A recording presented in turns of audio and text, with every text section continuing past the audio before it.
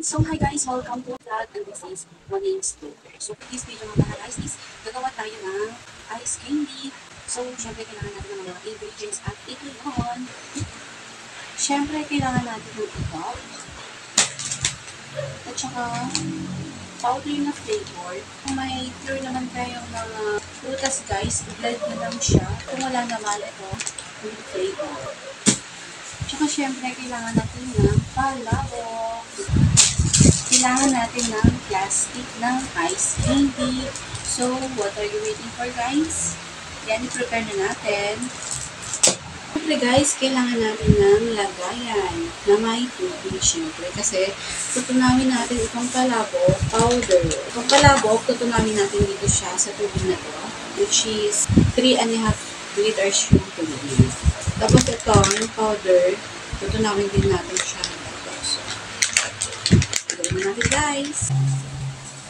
At saka dapat guys, kapag haluin natin siya, make sure natin na walang nabubuong powder.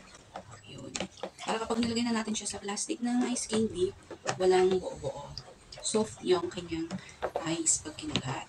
At ito na nga guys, ang ating mahiwagang lutuan. No? Diba? Hindi naman masyadong malaki yung ating lutuan. Diba? Hindi masyadong malaki yung ating kaldero. Kaldero. Kaldero. Kaldero.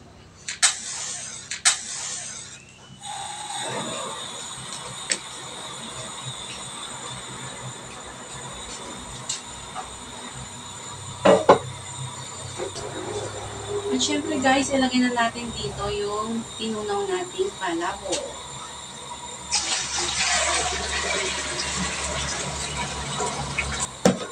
At syempre guys, dapat haluin natin siya. Para hindi mamuo-muo yung powder.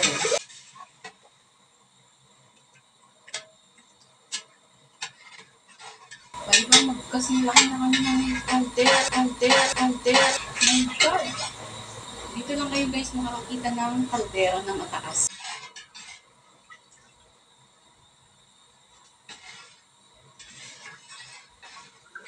Tsaka dagdagan pala natin siya guys ng brown sugar kung akala natin is napadami yung tulig natin.